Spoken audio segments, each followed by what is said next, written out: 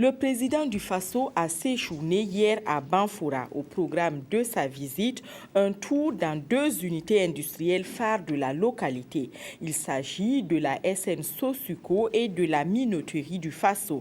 La première traverse une période difficile du fait de la concurrence que subit le sucre burkinabé et la seconde s'apprête à revivre avec le plan de restructuration dont elle fait l'objet.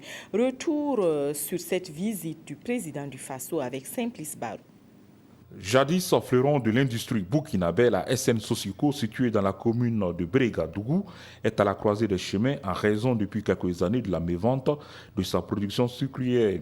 Une situation qui compromet l'avenir de ces milliers de travailleurs qui lorgnent le futur avec beaucoup de pessimisme si rien n'est fait par l'État burkinabé qui détient 28% des actions. L'État est très inquiétant pour nous les travailleurs.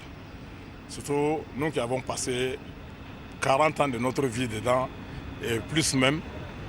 Et quand on se rend compte que ce joyau-là peut disparaître du jour au lendemain par la faute de certaines pratiques et puis de certaines personnes qui ne pensent qu'à leur seul profit. C'est pour sans doute écouter ces préoccupations et envisager des mesures idoines que le chef de l'État et les membres du gouvernement de la transition sont venus encourager tout le personnel mobilisé pour la circonstance. Le président du Faso, qui a visité les installations de l'usine, s'est surtout appesanti sur le cas du magasin de stockage où l'on peut voir une grande quantité de sucre, environ 8000 tonnes, qui n'arrive pas à trouver preneur. La faute, selon la direction générale de la SN Sosuco, à l'importation frauduleuse du sucre. Une des solutions à la mévente du sucre de la SN Sosuco, la prospection de certains marchés de la sous-région, a entre autres préconisé Michel Kafando, qui s'est par la suite rendu à Banfora, où il a été accueilli à l'entrée de la ville par une foule en liesse. Le président de la transition s'est enquis du niveau d'exécution des travaux de réhabilitation de la minoterie du Faso ex-GMB, une autre unité industrielle de la région des Cascades qui a connu de nombreuses difficultés depuis sa privatisation, intervenue dans les années 90 jusqu'à sa fermeture en 2009.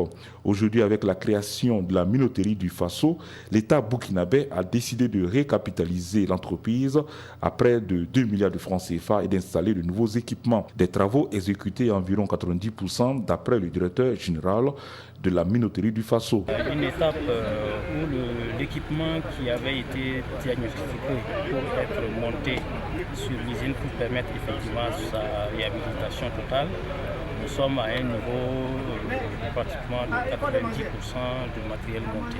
Lorsque la matière première va arriver, immédiatement le mois qui suit, on pourra lancer la production. Michel Kafando et sa suite ont pu constater l'état d'avancement de la mise en place des installations qui devront, d'ici à 3 mois, permettre à l'usine de démarrer la production de la farine de blé, de maïs et d'aliments pour bétail.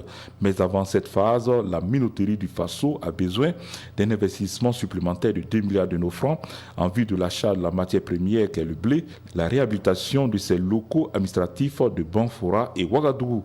Si ces conditions sont réunies, la minoterie du Faso devrait être inaugurée dans 3 mois et par les autorités de la transition, s'est voulu optimiste Ignace Traoré, son directeur général.